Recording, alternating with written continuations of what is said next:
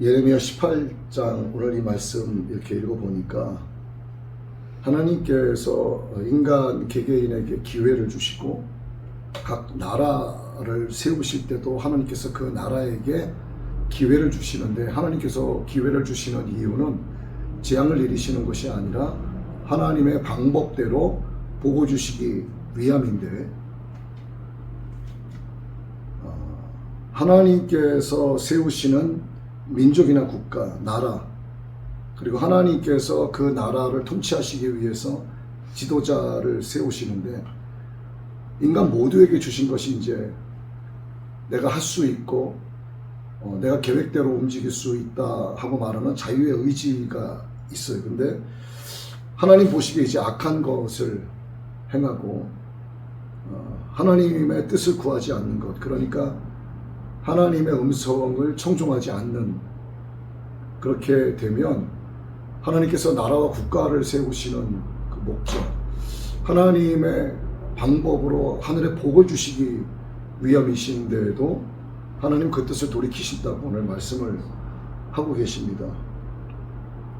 그래서 악한 길에서 돌이키고 너희 길과 행위를 아름답게 하라, 이렇게 예레미야 선지자를 통해서 하나님 말씀을 하고 계세요. 지금 이 말씀을 읽으니까 우리나라 상황이 이렇게 조금 생각이 됩니다. 뭐 이전부터 나왔던 이야기이지만 뭐 카톡 검열 뭐 이런 이야기도 나오고,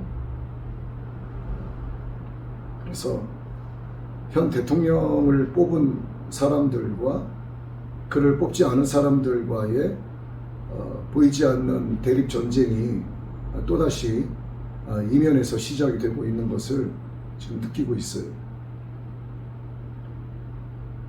현재 상황에서는 말로 호리는 것들이 너무나 많기 때문에 하나님 보시기에 합당하다, 합당하지 않다 감히 말할 수 없어요. 그런데 역사를 들추어 보면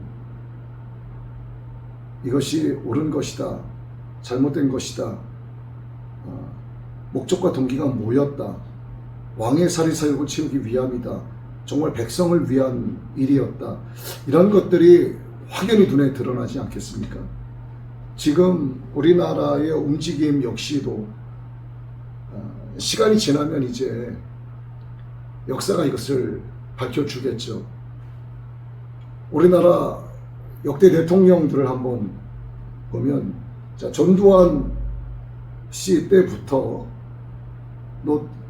누구죠? 노태우, 김영삼, 또 누구죠? 김대중, 노무현, 그 다음 문재인인가요? 문재인, 그 다음에 박근혜 대통령, 윤석열 대통령, 그 다음에 이재명이죠. 지금 제가 호명한 이 역대 대통령들이 우리나라 역사라고 볼 수가 있어요. 근데 이들 가운데 재판에 넘겨지지 않은 사람들이 있을까? 다 넘겨졌어요. 다만 감옥에 갔다 온 사람도 있고 재판에 회부돼서 재판받은 사람들도 있고, 김영삼 대통령과 김대중 대통령은 재판에 회부된 적은 없어요. 그런데 누가 재판에 회부됐냐면 그들의 자식들이 재판에 회부됐어요. 정말 우리나라 역대 대통령들의 인생은 파란만장한 것 같아요.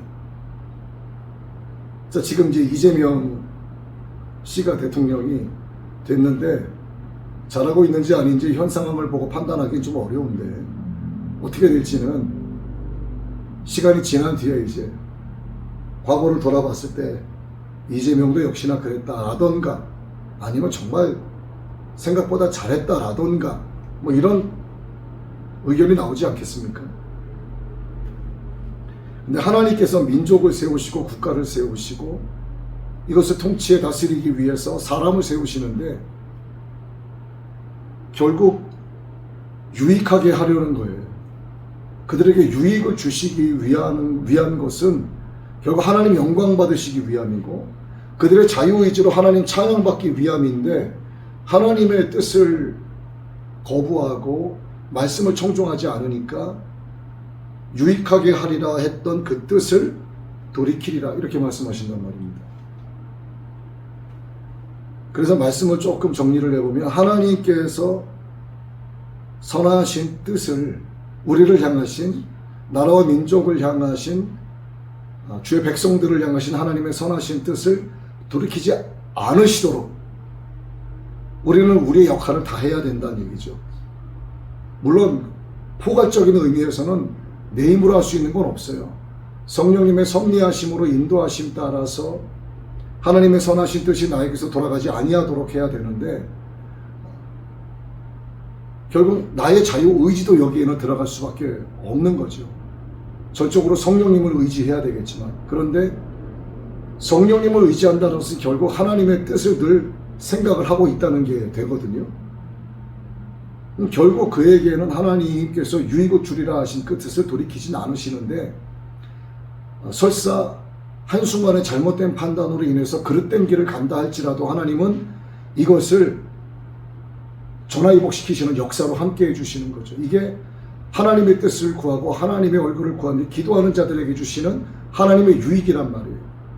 그런데 정말 인간의 관점으로 봤을 때 좋은 길, 정말 유익한 길로 가는 것 같지만 그가 근본적으로 하나님의 말씀을 청종하지 않는 자는 결국 유익한 길이 아니라 최종적으로는 사망의 길로 귀결될 수밖에 없다는 것을 우리는 말씀을 통해서 너무나 많이 봐서 알고 있습니다.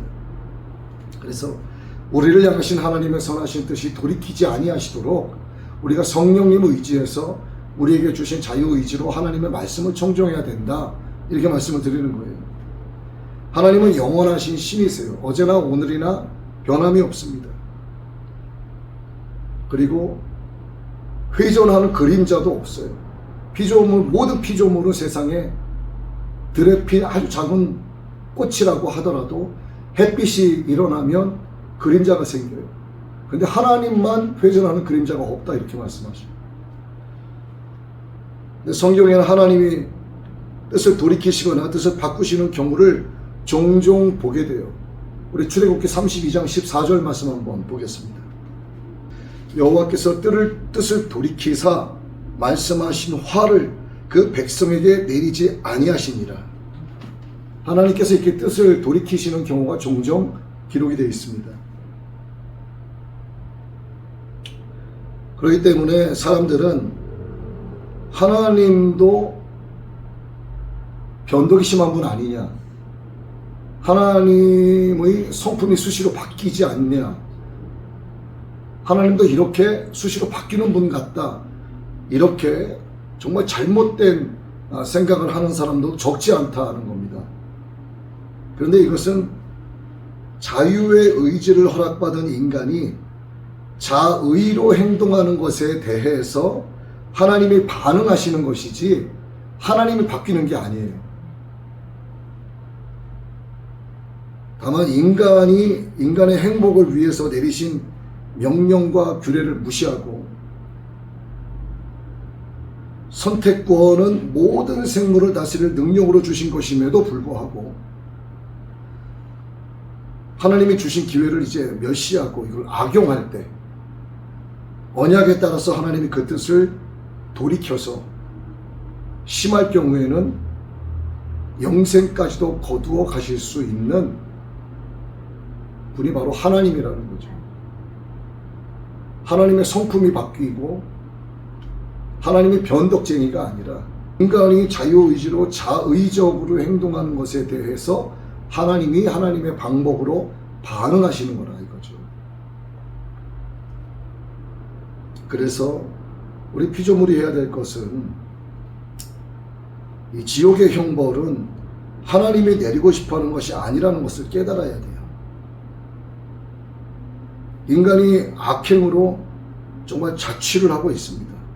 하나님의 형벌이 인간을 향한 것이 아니라는 것, 이게 베드로후서 3장 9절의 말씀을 한번 우리가 볼 필요가 있습니다.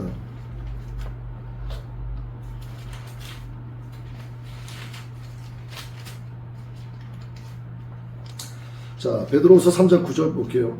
주의 약속은 어떤 이들이 더디다고 생각하는 것 같이 더딘 것이 아니라 오직 주께서 너희를 대하여 오래 참으사 아무도 멸망하지 아니하고 다 회개하기에 이르기를 원하시옵니다.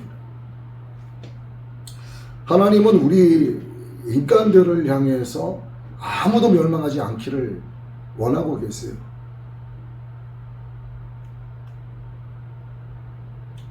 이게 하나님의 인간의 말로 형언할 수 없는 구원의 경륜, 하나님의 은혜인데 결국은 인간에게 주신 그 어마어마한 그 권한, 세상을 다스릴 수 있는 권한,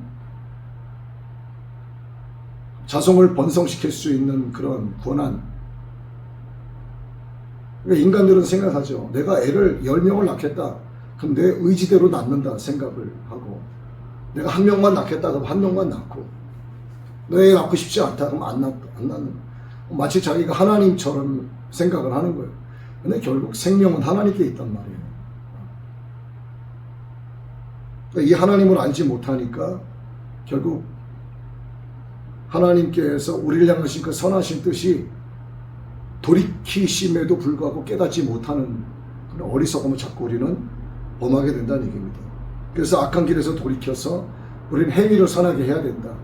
빛과 소금, 전에 우리 말씀, 빛과 소금의 귀결되는 내용은 착한 행실, 착한 행실로 하나님께 영광 돌리게 하라. 그러니까 우리는 천주교를 향해서 얘기하죠. 천주교는 착한 일만 해도 구원받는다. 선한 행실하면 구원받는다. 이게 그들의 교리를 아주 대표적으로 이렇게 이야기하고 있단 말이에요. 근데 예수 그리스도를 향한, 예수님이 나의 구세주이심을 믿고 그분을 나의 구세주로 영접하고 인정하고 환영하는 그 굳센 예수 그리스도의 반석 위에 있는 믿음의 열매로서 나타나는 이 열매가 착한 행실일 때를 얘기하는 거지, 믿음, 예수 그리스도의 반석 다 집어치우고 그냥 착한 행실, 세상적인 관점에서 말하는 선한 행실, 옳은 행실, 이거는 절대로 구원의 요소가 될 수 없는 거죠. 그래서 지금 말씀드린 대로 악한 길에서 돌이켜서 행위를 선하게 하라는 것도 빛과 소금의 역할을 감당해야 된다는 건데, 빛과 소금의 역할을 감당해야 되는 목적과 동기가 무엇이냐? 날 향하신 하나님의 은혜에 감사하고 나를 구원해 주신 예수 그리스도의 그 사랑, 십자가 복음, 그걸 내가 믿기 때문에 그 믿음으로 말미암아 우리를 통해서 선한 행실의 열매가 나타나게 해야 된다라는 것이죠. 결국 믿음이 없이는 아무것도 아니란 얘기입니다. 또 믿음만 가지고도 안 된다. 믿음과 행위가 반드시 함께 가야 된다. 그래야지 안과 밖이 동일시되는 거예요.